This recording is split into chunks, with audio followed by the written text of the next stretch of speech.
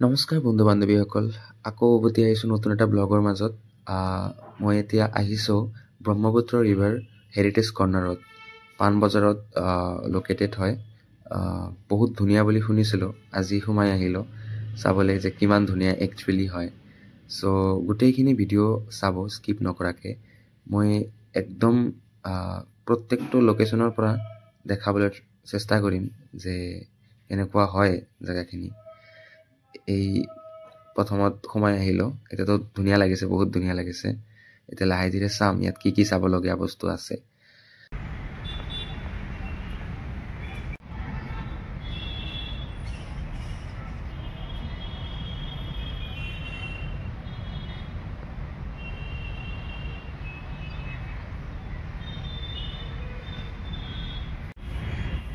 বহুত বেছি ধুনীয়া লাগি আছে জেগাখিনি, ইমান চাফ চিকুণকৈ আছে আৰু গছবোৰ ইমান চাইজত, মানে গছৰ পাতবোৰ ইমান চাইজত কটা, এনেকুৱা গছবোৰ দেখা পালে মোৰ বহুত বেছি ভাল লাগে মানে। আৰু একদম চাফ চিকুণকৈ আছে, নিট এণ্ড ক্লিন, ফুলৰ বাগিচা আছে, বহুত বেছিয়ে ধুনীয়া লাগিছে মোৰ জেগাখিনি। মানে এতিয়ালৈকে ভিতৰত সোমোৱা নাই, ঘৰৰ ভিতৰত এতিয়ালৈকে সোমোৱা নাই, কিন্তু বাহিৰত যিমানখিনি আহি ফাৰ্ষ্ট ইম্প্ৰেশ্যনত চাইছোঁ বহুত বেছি ধুনীয়া লাগিছে। আৰু মানুহো বহুত বেছি নাই, যিহেতু টিকটৰ প্ৰাইচ অলপমান বেছি, চ' মানুহ অলপমান কম। আৰু ইয়াতে আছে ষ্টাৰবাক্স কফি। ষ্টাৰবাক্সৰ কফি কোনোবাই খাব বিচাৰিলে ইয়াতে খাব পাৰে। আমি এইবোৰ নাখাওঁ কেতিয়াও। আৰু ইয়াতে মানে বহি ফটো উঠিব পৰা জেগা আছে। ইয়াতে কি আছে মই একজেক্টলি নাজানো, কিবা পানী থাকে কিজানি নাজানো। আৰু ইয়াতে ফুল আছে, ফুলৰ বাগিচা। আৰু ইয়াতে থিয় হৈ গোটেইখিনি একদম ব্ৰহ্মপুত্ৰ ৰিভাৰৰ খুব ধুনীয়া ভিউ এটা পোৱা যায়। বৰ্তমান অলপ ফগি হৈ আছে কাৰণে ভালদৰে এটা ভিউ পোৱা নাই। তো ইয়াতে সূৰ্য এতিয়া অস্ত যাব আৰু মাৰ যাব, এনেকুৱা অৱস্থা। আমি আহিছোঁ প্ৰায় গধূলি সময়ত। আৰু এই চাওক ইয়াৰ পৰা কিমান প্ৰিমিয়াম এটা ভিউ পাব আপোনালোকে ব্ৰহ্মপুত্ৰ ৰিভাৰৰ, যোনটো ভিউ বহুত ৰেয়াৰলি পোৱা যায়। ইয়াতে চাওক দ্য মেচিভ ব্ৰহ্মপুত্ৰ ৰিভাৰ।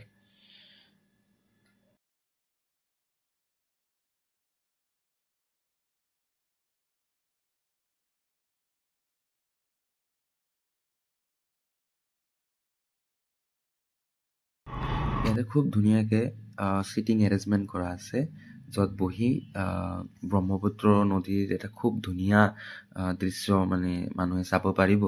আৰু এইটো হ'ল বেক চাইড, ঘৰৰ বেক চাইড।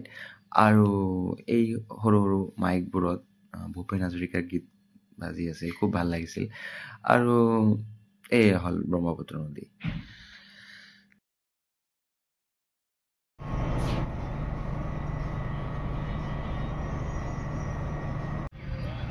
ইয়াতে এটা দবা খেলৰ এৰেঞ্জমেণ্ট কৰা হৈছে, য'ত আহোম আৰু মোগল সেনাক ৰিপ্ৰেজেণ্ট কৰা হৈছে। আৰু ইয়াতে খুব ধুনীয়া ভিউ এটা পাইছোঁ, বহুত ধুনীয়া লাগিছে এইখিনি লোকেশ্যন।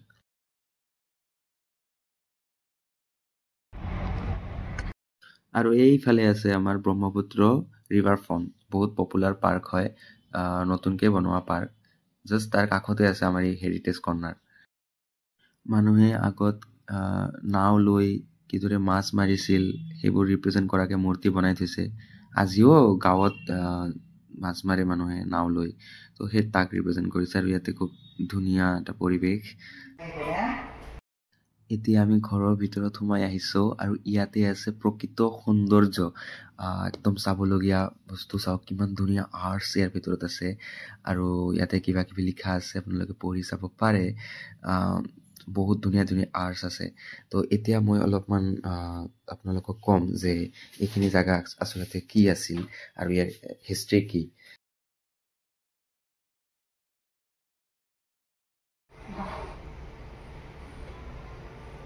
আজি ইয়াতে বেছি মানুহ অহা নাই, আৰু ঘৰটোৰ ভিতৰত মই অকলে আছোঁ, অলপ ভয়ো লাগি আছে। আৰু একদম পিন ড্ৰপ চাইলেঞ্চ হৈ আছে ভিতৰত। বহুত ধুনীয়াকৈ সজাই থোৱা আছে বস্তুবোৰ, আৰু ঘৰটোৰ আৰ্কিটেকচাৰো বনাই থোৱা হৈছে ইয়াত। অলপ জাপানীজ ভাইব এটা পাইছোঁ। এই ঘৰটো আহোম শাসনকালতে নিৰ্মাণ কৰা হৈছিল। এইটো লাচিত বৰফুকনৰ টিলা আছিল। ইয়াতে আহোম সৈন্যসকলে যুদ্ধৰ পৰিকল্পনা কৰা আছিল। পৰৱৰ্তী সময়ত এই জেগাখিনিক DC বাংলোলৈ ৰূপান্তৰ কৰা হয়।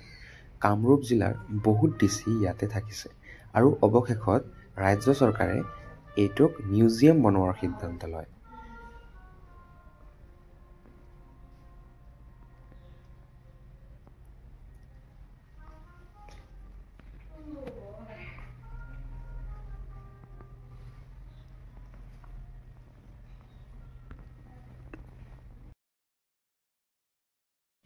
আগত অসমীয়া মানুহৰ সাজ-পোছাক কি ধৰণৰ আছিল আৰু কিদৰে নিৰ্মাণ কৰা হৈছিল তাক উপস্থাপন কৰা হৈছে আৰু কিছুমান পুৰণা কাপোৰ সংগ্ৰহ কৰি থোৱা আছে।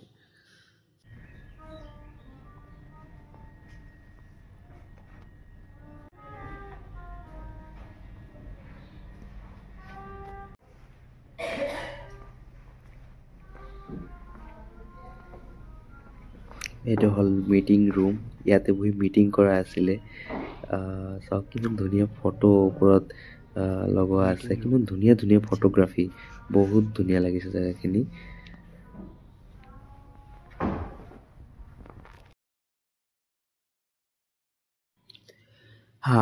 ইয়াতে বহুত কিবা কিবি চাবলগীয়া বস্তু আছে আৰু ইমান বেছি ধুনীয়া, মানে ইয়াত সোমোৱাৰ পিছত আৰু ওলাই যাবলৈ মন নাযায়।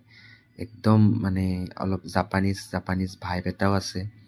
আৰু এইখিনিতে চাওক লাইব্ৰেৰী আছে, লাইব্ৰেৰীৰ ভিতৰত ব্ৰহ্মপুত্ৰ নদীৰ ওপৰত লিখা যিমান কিতাপ আছে অসমত সেইবোৰ ইয়াতে উপলব্ধ হ'ব। আৰু ইয়াতে বহুত ফটো আছে, ফটোত বহুত ইনফৰমেশ্যন আৰু বহুত হিষ্ট্ৰী ৰিলেটেড কথা লিখা আছে ইয়াতে। আৰু বহুত কিবা কিবি বস্তু আছে ইয়াতে, আপোনালোকে চাব পাৰে।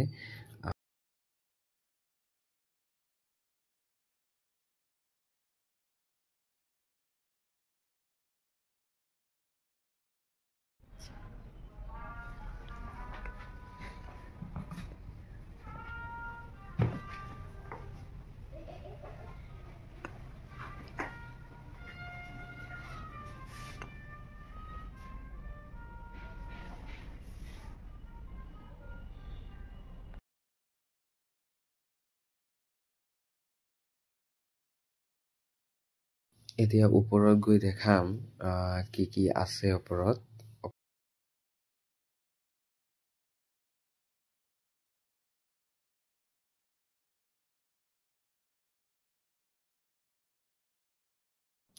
ইয়াত অসমৰ বিভিন্ন বাদ্যযন্ত্ৰ, ঢোল, খোল, বাঁহী ইত্যাদিবোৰ সংগ্ৰহ কৰি থোৱা আছে। বহুত ধুনীয়াকৈ সংগ্ৰহ কৰি থোৱা আছে। আৰু এইখিনি আছিল ব্ৰহ্মপুত্ৰ হেৰিটেজ চেণ্টাৰৰ এটা কমপ্লিট ভিউ। আশা কৰোঁ আপোনালোক সকলোৰে ভাল লাগিছে ভিডিঅ'টো।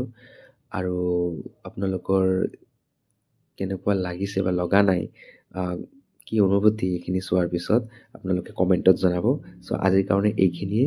Bye bye.